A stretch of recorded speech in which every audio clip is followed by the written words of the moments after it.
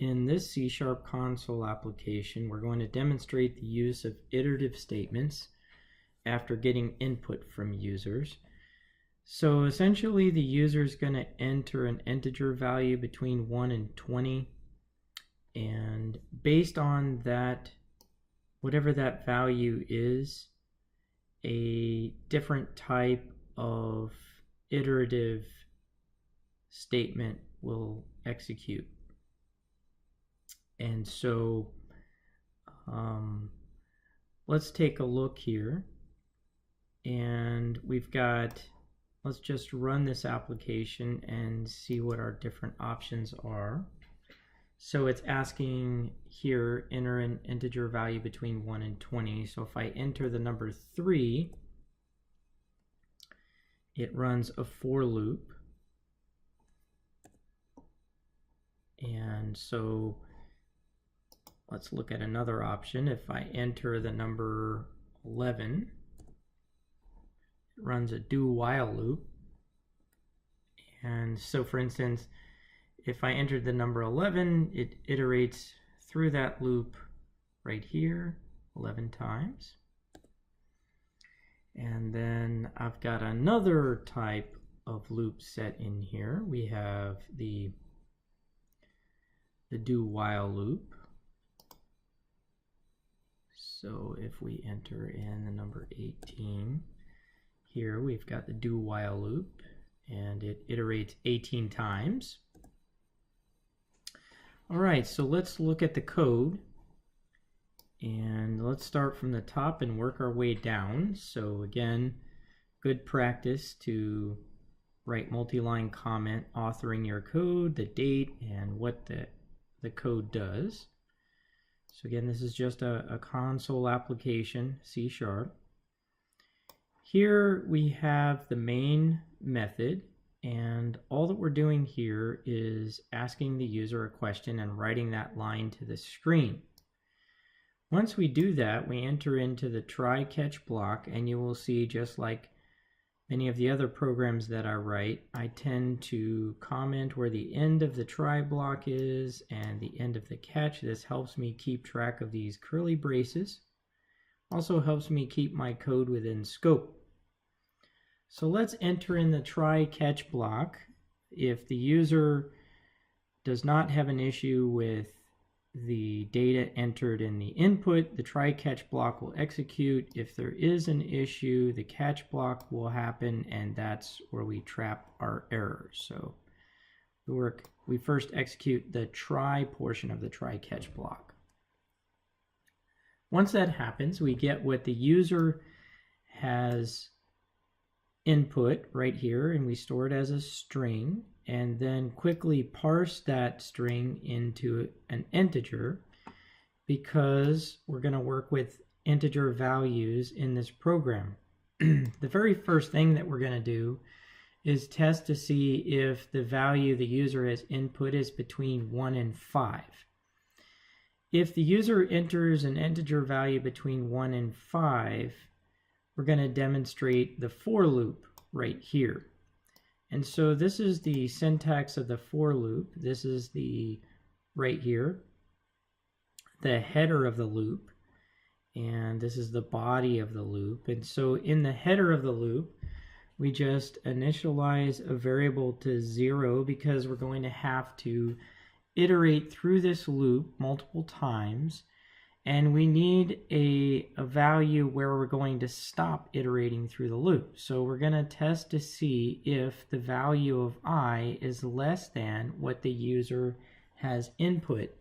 So for instance, if the user input the number 4, which would be between 0 and 5, then the loop would execute 4 times here. And each time that it iterates, it's going to just print this to the console and give us the value of I as it iterates through the loop. And that's it. So it would start at 0. So if the value is 4, it would print 0, 1, 2, and 3, because it would iterate 4 times. So to demonstrate that, if we enter the number 4 And there we go, 0, 1, 2, 3. So the loop iterates 4 times.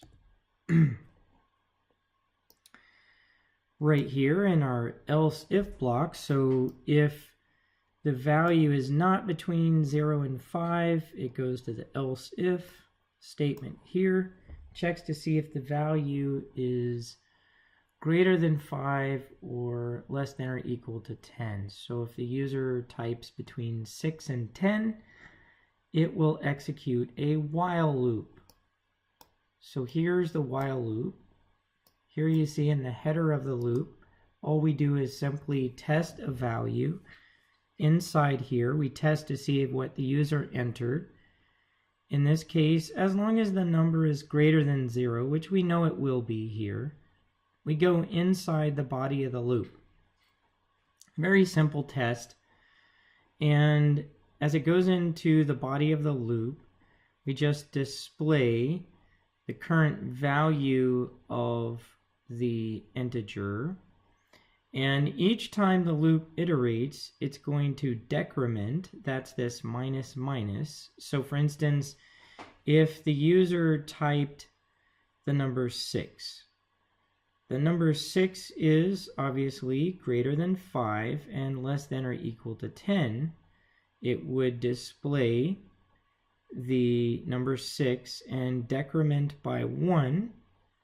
As long as the value is greater than 0, the loop will continue. So obviously when the loop gets to 1, then, or the value as it decrements gets to 1, then the loop will stop. Okay, so let's go ahead and test that. So if the user types in the number 6, there we go, 6, 5, 4, 3, 2, 1. That's a while loop. It's going to iterate right here the 6 times, and then it stops because eventually it gets to 0, and that exits the body of the loop. All right, let's move along. Now let's demonstrate the do while loop. To do that, if the user inputs a value that's greater than 10 and less than or equal to 20, so between 11 and 20, it will then execute a do while loop. So here's the syntax of the do while loop. We start with do, and then inside the body of the loop we put our code. And what's going to happen here is it's similar to the previous example where inside of the loop we're going to take the value and we test it. The interesting thing about the do while loop is it executes one iteration no matter what. And so what it's going to do is it's going to display the value the user has typed in. So let's say that the user has typed in the number 13. So it's going to display 13 in this output here, and then it's going to decrement 13 by 1 with this minus minus. And then it's going to say, well, is 13 greater than 0? Then, of course, that's going to test to true, and the body of the loop will execute again. So this will continue until the value reaches 0, where it's not greater than 0, and the loop will exit the body and end the program.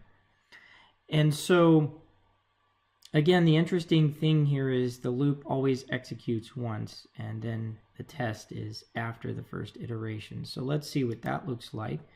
If we type the number 13 and hit enter, it says it'll iterate the do while loop 13 times, goes all the way down to 1, and then allows us to exit the program.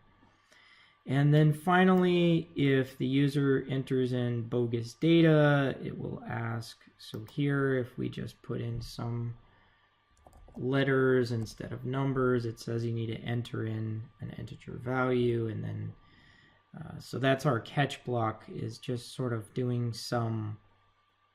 a little bit of error trapping here, and then that's the end of our program.